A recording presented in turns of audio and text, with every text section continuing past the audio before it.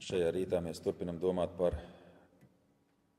Jāņa evaņģēliju, 1. nodaļa, 12. un 13. pants. Tā mēs lasām.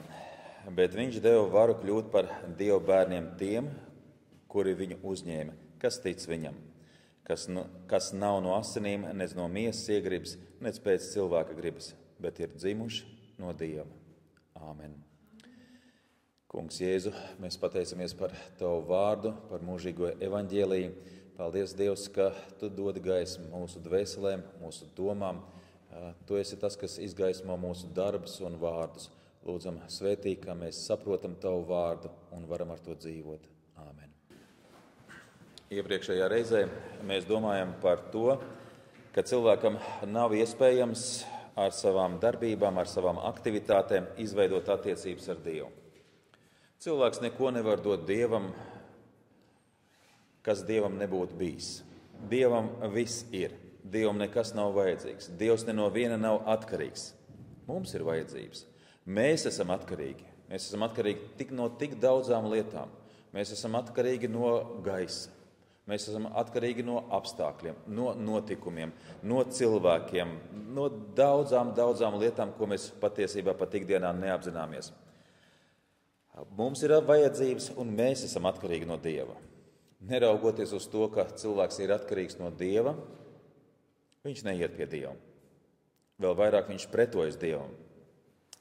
No šīs pašas nodaļas, 1. nodaļas, 10. un 11. pants, viņš bija pasaulē, un pasaule caur viņu radusies, bet pasaule viņu nepazina. Viņš nāca pie savējiem, bet tie viņu neuzņēma. Nepazina, negribēja, nepieņēma. Šajā vietā varētu arī likt kādu punktu un teikt, redz, kā Dievam bija kāds plāns, kāda iecerē, un nekas no tā neizdevās. Bet viss tik labi sākās. Dievs radīja šo pasauli, šī pasaule bija pilnīga. Dievs pārbaudīja šo pasauli, kā mēs lasām 1. Mūzes grāmatā pašā sākumā, 1.31, un Dievs uzlūkoja visu, ko viņš bija darījis, un redzi, tas bija ļoti labs. Dievs radīja šo pasauli.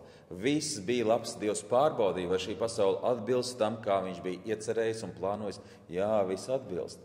Viss radītais, viss notika tā, kā Dievs to bija vēlējies. Un mēs zinām šī stāsta turpinājumu. Kas notika tālāk? Cilvēks izvēlējās grēku, sevi nolika visa centrā, sevi nolika par atskaites punktu visam. Cilvēks aizgāja prom no dzīvības avota. Bez dzīvības avota cilvēks nevar funkcionēt, nevar dzīvot.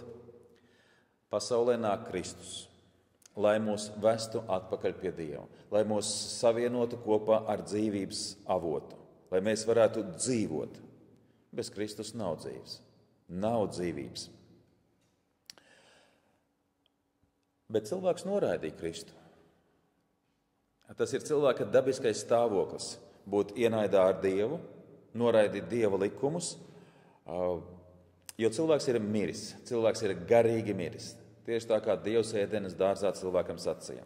1. Mūzes 2, 16, 17.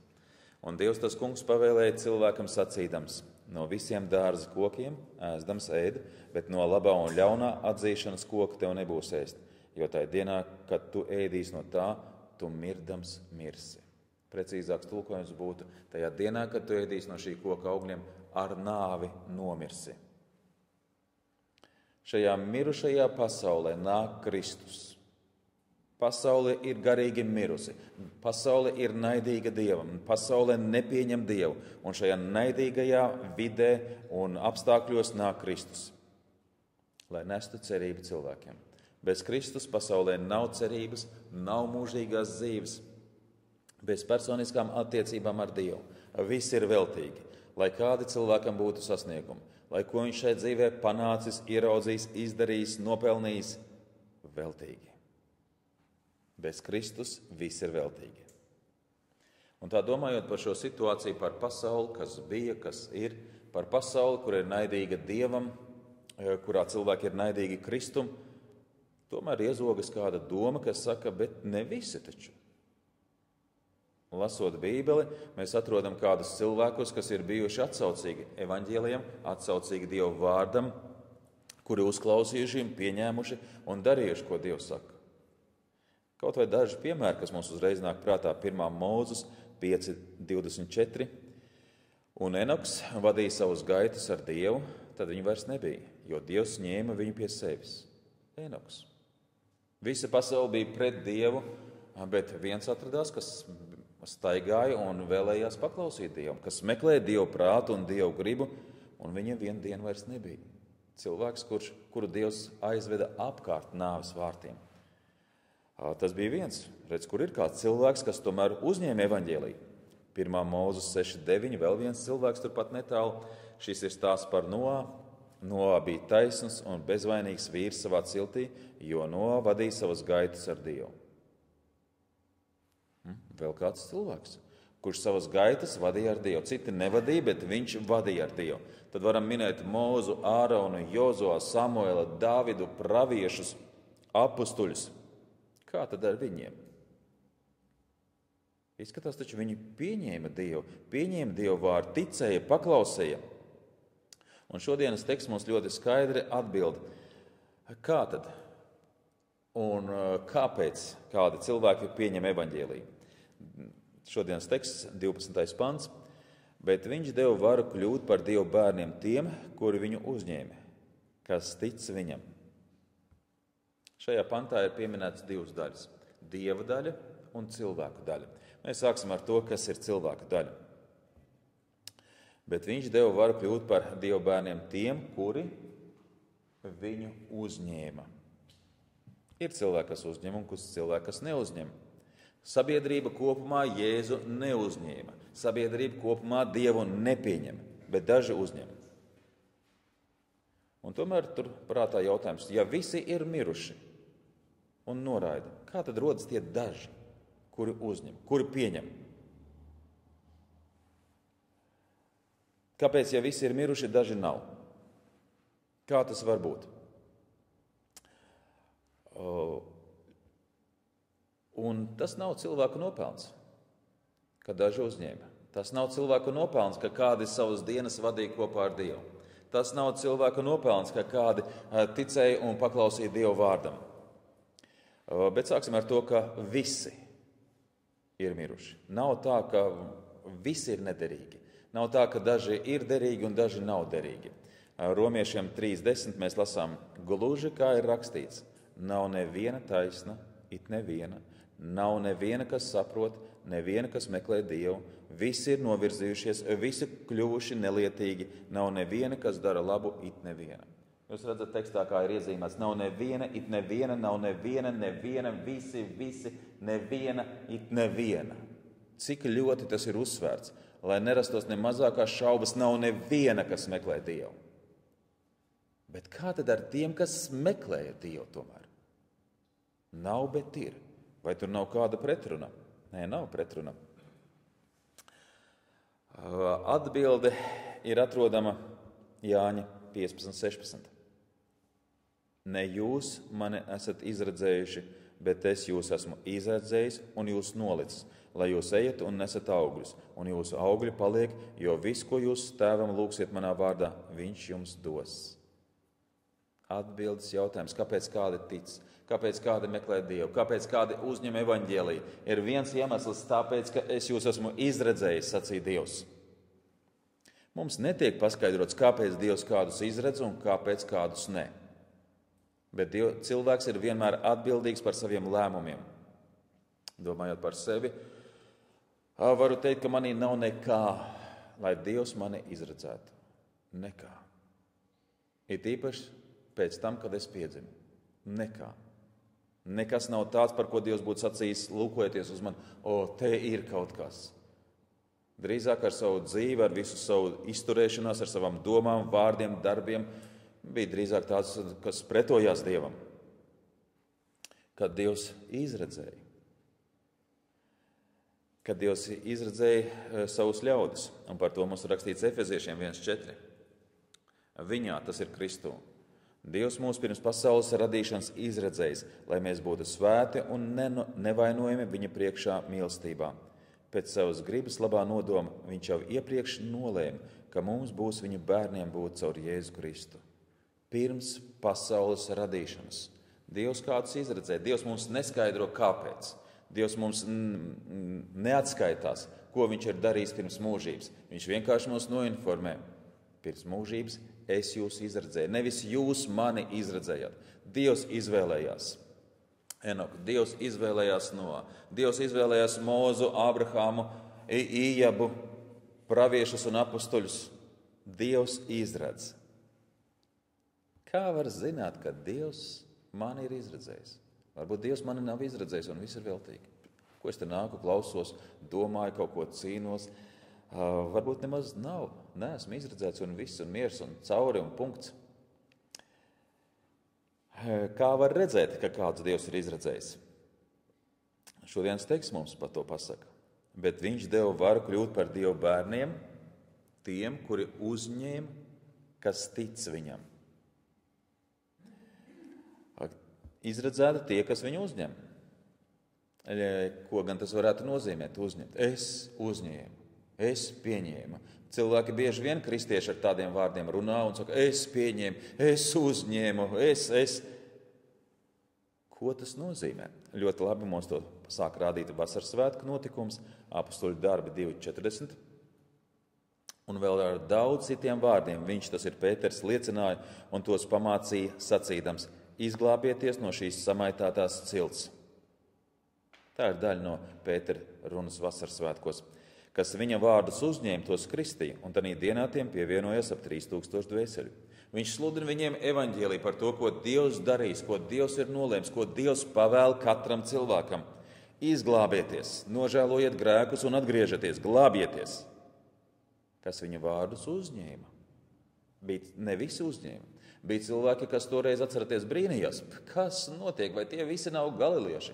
Tur bija kādi, kas izsmēja viņus. Viņi ir piedzērušies salda vīna pilni, bet bija citi, kas uzņēma šo vārdu. Uzņēma, pieņēma evaņģēliju. Pieņemt evaņģēliju nozīmē pieņemt Jēzu. Pieņemt viņu upuri par saviem grēkiem. Mateja evaņģēlijā mūsu kungs saka, Mateja 10.40, kas jūs uzņem, tas uzņem mani. Un kas mani uzņem, tas uzņem to, kas mani sūtīs. Uzņemt. Kā šodien uzņemt Jēzu? Caur sludināto vārdu, caur evaņģēliju nozīmē uzņemt Jēzu. Vēlāk Pāvils dibinot draudzes sludina evaņģēliju, tuvu un tālu. Galatiešiem viņš raksta. Un jūsu pārbaudījums, kas jums cēlās ar manu slimību, nenoveda pie nicināšanas nec riebuma, bet jūs uzņēmāt mani kā Dieva eņģeli, kā Jēzu Kristu. Jūs mani uzņēmāt kā Kristu. Galatieši neticēja ne uz Pāvilu, ne uz Pēteru, viņi ticēja uz Kristu. Kungs Kristus Ģedzemanas dārzā lūdzu, Jāņa evaņģēlijas 17.20, bet ne par viņiem vien es lūdzu, bet par tiem, kas caur viņu vārdiem man ticēs. Caur viņu vārdiem es tikšu pieņemts. Pēters to sludina vasaras svētku dienā, un kādi pieņem evaņģēliju, ko nozīmē pieņemt, paklausīt to un darīt to, ko Dievs saka. Galatiešu draudzēs, kādi pieņēma evaņģēliju un darīja to, ko evaņģēlijs saka. Viņi man tic. Ne Pāvilam, ne Pēterim, ne Jurim, ne Žanim, ne vēl kādam. Viņi tic evaņģēlijam. Dieva izredzētie pieņem Jēzu, nozīmē pieņem evaņģēliju un paklausa tam, kas tur ir sacīts. Lai pieņemtu evaņģēliju, tas ir jāsaprot. Saprast var bērns un pieaudzis. Saprast var vīrieši un sievietes, izglītotie un analfabēti. Un gribu teikt, ka šodien Latvijā daudzi ir dzirdējuši evaņģēliju, ļoti daudzi, bet tikai daži ir pieņēmuši. Tikai daži ir pakļāvušies. Kas ir pieņēmuši? Tie, kas ir izredzēti. Tie, kas tic. Tas, ka cilvēks ir gājis uz baznīcu, tas, ka cilvēks ir lasījis Bībeli, vēl nenozīmē, ka viņš tic. Viņš zina, viņš ir dzirdējis, bet šodienas teksts mums saka, 12. pants, bet viņš deva varu kļūt par Dievu bērniem tiem, kuri viņu uzņēma, kas tic viņam. Šodien redzam kādu ainu, ka cilvēki apgalvo, ka viņi tic. bet viņi nesaprot evaņģēliju. Un šīs lietas ir pretrunā viena otrai. Ja cilvēks apgalvo, ka viņš tic, tad viņš saprot evaņģēliju. Kā var zināt, ka es saprotu? Es to varu pateikt saviem vārdiem. Bet cilvēki saka, man iekšā ir, bet ārā nenāk. Ja iekšā ir, tad arī ārā nāks. Ja es saprotu evaņģēliju, es viņu varēšu saviem vārdiem paskaidrot. To mēs lasām apostoļu darbos. Viņi tika izklīdināti pa malu malām. Un ko viņi darīja? Ar saviem vārdiem skaidroja evaņģēliju. Un cilvēki šim evaņģēlijam ticēja. Šodienas kristietība ir jūtu kristietība. Es jūtu, ka es ticu. Labi, paskaidro, ko nozīmē, ka Kristus ir tavs glābējs. Ko nozīmē, kā tu saproti evaņģēliju? Pasaki, ko nozīmē evaņģēlijs? Ko nozīmē teva evaņģēlijs? Ko tev nozīmē uzņemt Kristu savā dzīvē? Ko tas nozīmē? Es jūtu, ka es ticu. Nē, tu paskaidro. Ja tu vari paskaidrot, tad tu saproti. Dzirdēt, saprast, un tad ir ticēt.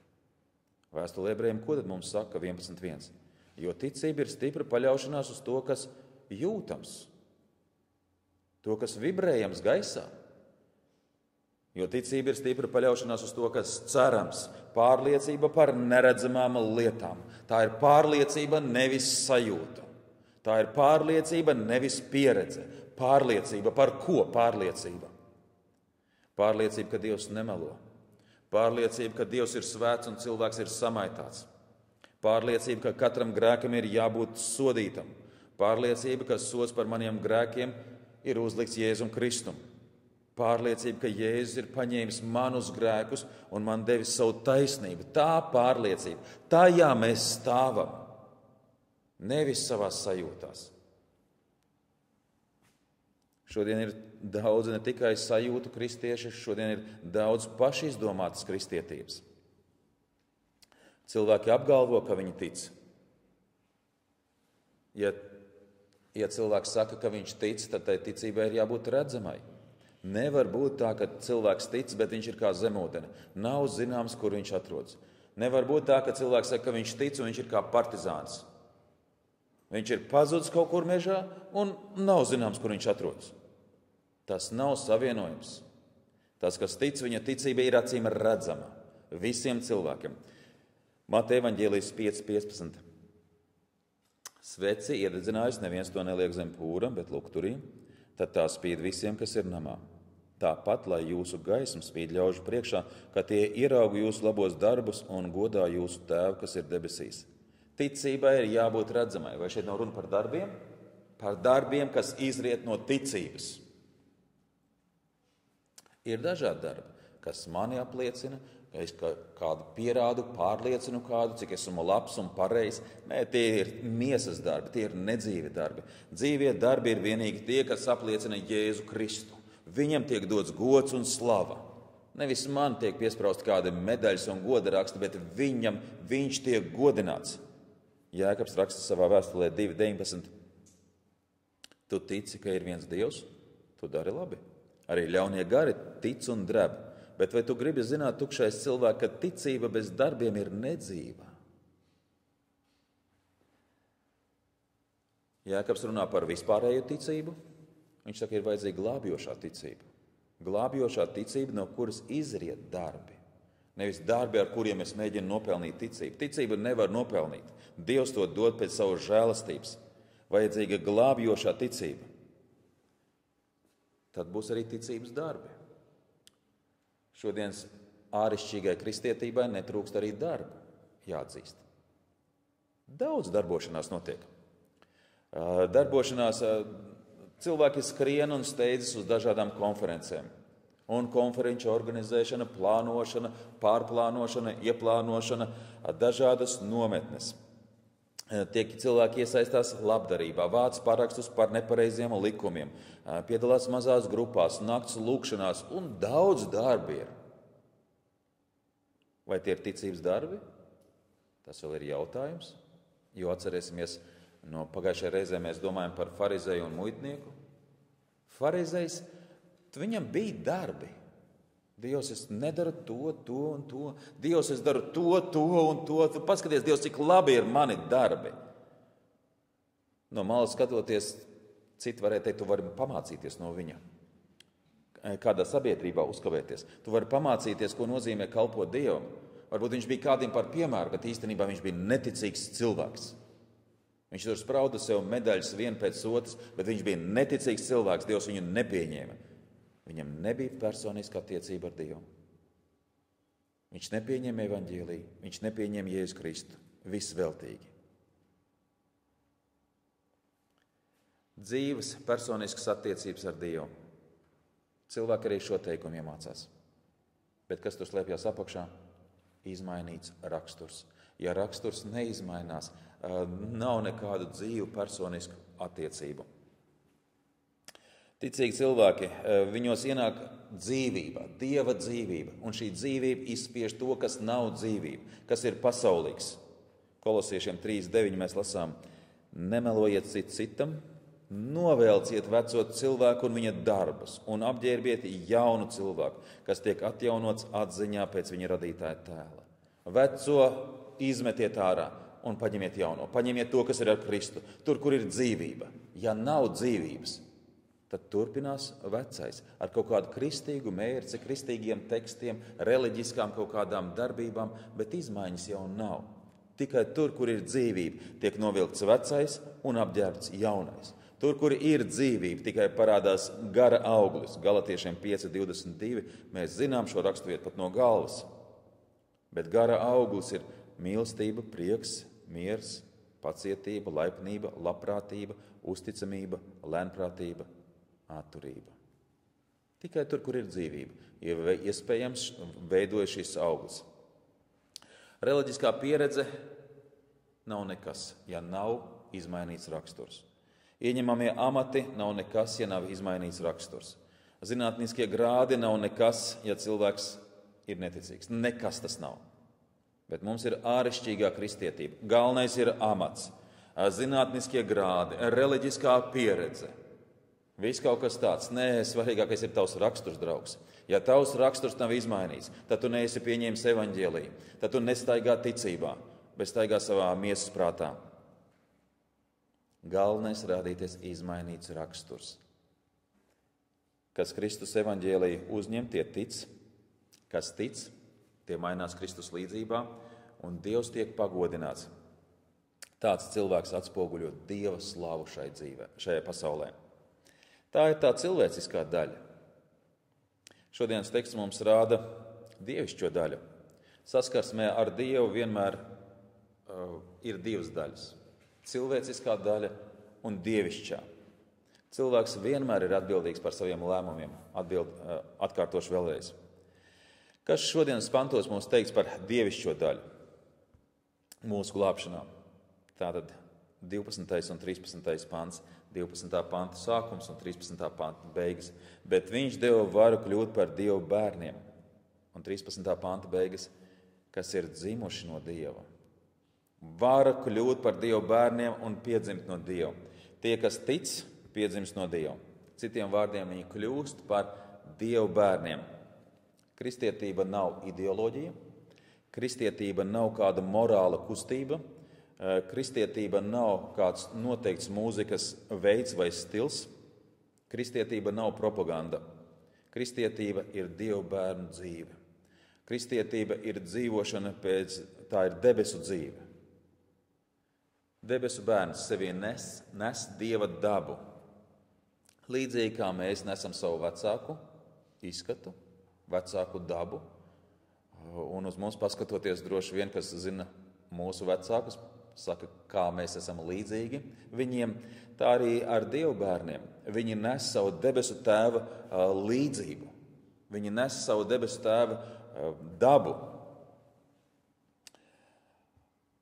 Piedzimstot no augšienes ir iespējams, tikai piedzimstot no augšienes ir iespējams kļūt par Dievu bērnu. Nav iespējams kaut kāds progress, attīstība, nav kaut kāda evolūcija iespējama. Tikai un vienīgi piedzimstot no augšienes cilvēks kļūst par Dievu bērnu. Bībelē mums skaidrs saka, kas ir piedzimst no augšienes, tas ir jauns radījums. Vēstule Korintiešiem 5:17. Tādēļ, kas ir Kristū, tas ir jauns radījums. Kas ir bijis, ir pagājis, redzē, viss tapis jauns. Jauns radījums. Nevis jums ir jaunas sajūtas, jauna pieredze, jauns kaut kāds skatījums uz lietām. Ne, jauns radījums. Ko tas nozīmē, Pāveli, jauns radījums? Kas notiek atgriešanās brīdī? Un atgriešanās brīdī, kad Dieva gars savienojās ar cilvēku garu, tas ir atgriešanās brīdis, tā ir piedzimšana no augšienes. Un tad veidojas un rodas jauns radījums, kad Dieva gars ir savienojies ar cilvēka garu. Un nevis uz kādu noteiktu laiku, bet uz mūžu. Tāpēc nav iespējams zaudēt pestīšanu. Jo jauns radījums, jauna daba, daļa pie Dieva. Kad tas notiek cilvēka dzīvē, ārēji nekas jau neizmainās. Ārēji tas cilvēks paliek tāds, kāds viņš ir. Izmainās cilvēka būtība. Gribētos, ka izmainītos ne tikai cilvēka būtība, kodols, bet izmainītos arī āriene. Kad mēs uz cilvēkiem paskatoties, varētu teikt, tas ir Dieva bērns, tas nav. Ja, piemēram, viņa kaut kādas nimps viņam parādītos, tad mēs redzam, tie ir tie ticīgi ar nimdiņiem aizgājuši, vai kaut kāda spārna viņiem parādītos. Nekas. Ne nimbu, ne spārnu nav. Nekā. Bet kas ir? Kas ir tā izmainītā būtība? Kas ir tas izmainītais kodols? Kas ir tas radījums no augšienes? Kas ir tā Dieva daba? Dieva daba pie cilvēka. Tas nozīmē, ka kaut kas tajā cilvēkā parādās no Dieva īpašībām. Un proti, tā pirmā īpašība, kas parādās cilvēkam, kurš ir piedzimis no augšienes, ir tas, ka viņš ienīst grēku. Līdzīgi kā Dievs ienīst grēku. Jānis par to raksta ļoti daudz pirmajā vēstulē, tikai daži panti. 1. Jāņa vēstule, 3. nodaļa, 1., 3., 5., 6. pants. Redziet, kādu mīlestību Tēvs mums ir parādījis, ka tiekam saukti Dieva bērni, un mēs tādi esam. Pasaule tāpēc mūs neatzīst, ka tā viņu nav atzinusi. Šeit ir viens no iemesliem, kāpēc tādas rīvēšanās notiek. Viņi nav atzinuši Dievu, un tāpēc viņi arī mūs neatzīst. Katrs, kam ir šī cerība uz viņu, šķīsta sevi pašu, kā viņš ir šķīsts. Dievs ir svēts, un ticīgs cilvēks tiecās pēc svētuma, pēc šķīstības, pēc tīrības, tāpēc, ka Dievs to mīl. Dievs ienīst grēku, un ticīgais ienīst grēku. 5. un 6. pants, jūs zināt, ka viņš ir atklājies, lai grēku atņemtu, un grēku nav viņā. Katrs, kas paliek viņā, negrēko. Katrs, kas grēko, viņu nav redzējis, nec viņu atzinis. Ticīgs cilvēks nekad nesamierinās ar grēku savā dzīvē. Šis pants, katrs, kas paliek viņā, negrēko. Šeit ir grieķu konstrukcija, par ko jau mēs bijām iepriekš runājuši. Tāds grieķu izteiciens, ka viņš nesamierinās ar grēku savā dzīvē. Viņš nesamierinās ar puspatiesībām savā dzīvē. Viņš, ja ticīgais ir kritis grēkā, tad viņš mēģina no tā uzreiz atraisīties vaļā. Viņš nedzīvo ar grēku. Viņš nedzīvo grēkā, viņš nepaliek grēkā, viņš nemīl grēku. Viņš ienīst grēku, viņš izvairās no grēka, bet tā kā mēs vēl esam miesā, kodols jau ir izmainīts. Būtība cilvēki ir izmainīta, bet miesā mēs vēl esam atstāti. Un dažkārt šī miesa pārņem pārsvaru, un tad mēs krītam grēkā un darām nepareizs lēmums. Bet ticīgs cilvēks, viņš skrien projām no grēka. Bez svētas dzīves neviens to kungu neredzēs. Bet tie, kas ir Dieva izredzētie, kas ir pieņēmuši evaņģēliju, viņi tiecās pēc svētas dzīves, lai Dievs tiktu pagodināts. Dieva daba parādās, ka mēs ienīstam grēku, un mēs nesamierināmies ar to. Dieva daba parādās arī tajā, ka mēs mīlam to, ko Dievs mīl. Ko Dievs mīl? Lielu māju, Mercedes, seriālu, dārziņu, manus bērnus. Ko Dievs mīl šajā pasaulē? Ko man ir jāmīl? Efeziešiem skaisti ir pateikts. Efeziešiem 5:25 vīri, mīliet savus sievas, tāpat kā Kristus ir mīlējis savu draudzi, pats nododamies viņas labā. Kristus mīl savu draudzi. Vai tad Dievs nemīl visu pasauli? Kristus mīl savu draudzi, kas aizies uz debesīm. Kristus draudze. Ko Kristus gatavo? Savu draudzi. Dievs mīl savu draudzi. Ko es mīlu? Kā es varu parādīt, ka es mīlu draudzi? Kristus ir parādījis savu mīlestību uz draudzi, ka viņš nodevies. Viņš mira draudzes dēļ, nevis pasaules dēļ. Viņš mira draudzes dēļ, savu izredzēto dēļ. Draudze nekad nav mūrs vai ēkas vai celtnes. Draudze vienmēr ir Kristus izglābtie. Katram no mums vajadzētu lūgt Dievu, un Kungs, dod man šo žēlastību, ka es varu parādīt, ka es mīlu tavu draudzi. Kā es mīlu? Kungs, tu nodevies draudzes dēļ. Kā mēs esam nodevies? Kā es mīlu tavu draudzi, Jēzu, kuru tu mīli? Un tiem, kam ir dievišķa daba, kam ir izmainīts viņa būtība, kas ir piedzimis no augšas, viņš mīl to, ko Dievs mīl. Jāņa 13:35. No tā visi pazīs, ka jūs esat mani mācekļi, ja jums būs mīlestība savā starpā. Mīlestība tie vienmēr ir darbi. Mīlestība tas vienmēr ir lēmums. Tas ir ārēji redzams. No tā visi pazīs, ka jūs mīlat to, ko Dievs mīl. Tā bija vēl viena pazīme no dievišķās dabas. Pieminēšu vēl vienu Dieva pazīmi Jāņa evaņģēlijā, jo Jāņa 1. vēstulē jūs varat lasīt vairākas, kas norāda, ka cilvēks ir piedzimis no augšienes. Bet vēl viena. Ticīgie mīl Dievu vārdu. Manas avis dzird manu balsi, manas avis seko man. Bībelē viņi gūst iepriecinājumu, stiprinājumu, mierinājumu, pamācību, iedrošinājumu. Dievs ir iepriecināšanas Dievs. Jāņa evaņģēlijas 15:10. Ja jūs turēsiet manus baušus, jūs paliksiet manā mīlestībā. Itin kā es esmu turējis savu tēvu baušus un paliek viņa mīlestībā. Ja jūs turēsiet manus baušus, ja jūs turēsiet manus vārdus, jūs paliksiet manā mīlestībā. Un tad jūs to mīlestību varēsiet dot tālāk. Tad nevajadzēs kaut kādus mākslīgus darbus, mākslīgus smaidus, mākslīgus apkāpienus. Tad būs dabiski no tā, ko Dievs man ir devis, ar ko Dievs man ir piepildījis. To es varēšu dot arī citiem. Bet ja nav ko dot, tad ir dažāds skaisti apkāpieni, smaidi, bet aiz stūra ir aprunāšanas un kaut kāda neslavas celšana. Dievs ir vēlējies, ka viņa vārds tiek pierakstīts. Un Dievs ir vēlējies, lai mēs to lasām un to uzņemam. 1. Jāņa vēstule 1:4. To mēs rakstām, lai jūsu prieks būtu pilnīgs. Dievs iepriecina caur savu vārdu. Viņš ir atstājis savu vārdu, savus baušus. Kāpēc? Lai jūsu prieks būtu pilnīgs. Un mēs vēlamies, Dievs tā ir veidojis, ka mums ir vajadzīgs prieks. Kur es to prieku smeļos? Dieva vārdā. Un tie, kas ir dzimuši no Dieva, viņi lasa Dieva vārdu, viņi ar to dzīvo. Mēs dzīvojam tādā tehnoloģiski attīstītajā laikmetā, kad Bībeles tagad ir visiem mājās, gribētu gandrīz vai pateikt. Kas iet uz baznīcu un kas neiet uz baznīcu.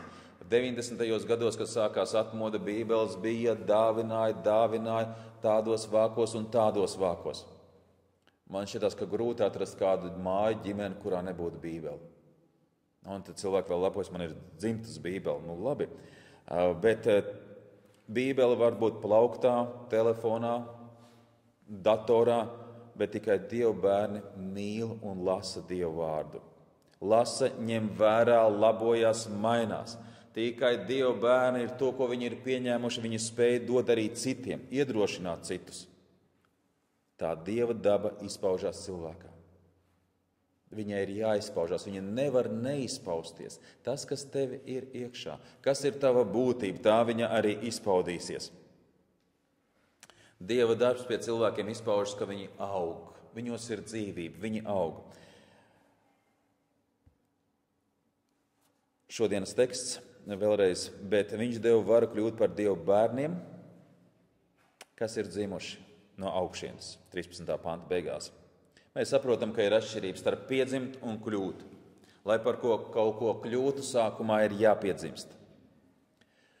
Šajā pasaulē cilvēki bieži vien domā par jautājumiem, par ko tu gribi kļūt. Ir īpaši dzīves sākuma periodā. Par ko tu gribi kļūt? Mamma, vecāki, vecvecāki, par ko tu gribi kļūt? Un cilvēki vidusskolā it īpaši tur nomokās, par ko man kļūt, ko man darīt dzīvē. It kā tas būtu galvenais jautājums, kāpēc tu dzīvo. Tas nav dzīves galvenais jautājums, par ko kļūt. Absolūti nemaz. Svarīgākais dzīves jautājums ir kāds cits. Vai tev ir personiskas attiecības ar Dievu? Pārējais ir mazsvarīgi. Vai tu esi galdnieks, baņķieris, mākslinieks vai pavārs? Tas ir otršķirīgi. Svarīgākais, vai tev ir personiskas attiecības ar Dievu. Pārējais nav svarīgi. Pārējais ir pakārtotā secībā. Kristietība. Kas ir kristietība? Tā ir Dieva bērnu dzīve un kļūšana un tapšana. Tas ir briedums Kristū. Jānis raksta 1. vēstulē 2:12 un 13. Es rakstu jums, bērniņi, jo grēki jums viņa vārda dēļ piedoti. Es rakstu jums, tēvi, jo jūs esat atzinuši viņu, kas ir no sākuma. Es rakstu jums, jaunekļi, jo jūs esat uzvarējuši ļauno. Bērni, jaunieši, tēvi. Tās nav kādas vecuma grupas, par ko ir runāts šajā vēstulē. Šeit ir runāts par izaugsmi, par briedumu. Izaugsme un briedums ir tikai tur, kur ir dzīvība. Ir bērns, pusaudzis, pieaugušais, nobriedis cilvēks. Un tam ir jāparādās domāšanā. Bērns domā savādāk, pusaudzis domā savādāk, pieaudzis, nobriedis cilvēks domā savādāk. Kā reaģē uz dažādiem notikumiem bērns, pusaudzis un pieaugušais? Dažādi. Kāda ir lūkšana? Bērnam, pusaudzim un pieaugušam tur ir jābūt kādam briedumam, tur ir jābūt kādai izaugsmē. Un ja tur ir dzīvība, tur būs briedums. Ja tur nav dzīvības, ja tev nav personiska attiecība ar Dievu, tad tā lūkšana būs gadu desmitiem, gribu pat teikt, viena un tā pati. Viena un tā pati. Ar mazākiem vai lielākiem kritumiem. Bet principā viena un tā pati. Kāpēc? Tāpēc, ka tur nav dzīvības. Tur, kur ir dzīvība, tur ir briedums. Domāšanā, reakcijā uz apkārtējo, lūkšanās. Un šis briedums nav kaut kas tāds, kas zinu tikai es un Dievs. Pāvils raksta Timotejam 4.15. Par to gādā, pie tā paliec, lai tavs briedums būtu redzams visiem. Ja nav redzams briedums, viņa nemaz nav. Esi nomodā par sevi pašu un par mācību. Turies pie tā, jo darīdams to, tu izglābsi gan pats sevi, gan tos, kas klausās uz tevi. Tavs briedums, lai būtu redzams visiem. Kamēr mēs esam miesā, mūsu mērķis un ilgas līdzināties Kristum. Kādam ir jābūt šim briedumam? Vēstule Efeziešiem 4.13. Līdz kamēr mēs visi sasniegsim vienotību Dieva dēla ticībā un atziņā, īsto vīru briedumu, Kristus diženumu pilnības mēru. Lūk, tas ir mērķis. Lūk, tas, par ko vajadzētu dzīvē kļūt. Tas ir tas galvenais, uz ko ir jābūt vērstai visai mūsu uzmanībai. Šodienas rakstu vieta mūs māca to, kas pieņem Jēzu Kristu par kungu un par glābēju. Tas tic. Kas tic, tas piedzimst no augšienes. Un tādam cilvēkam ir vara augt Kristus līdzībā. Āmen.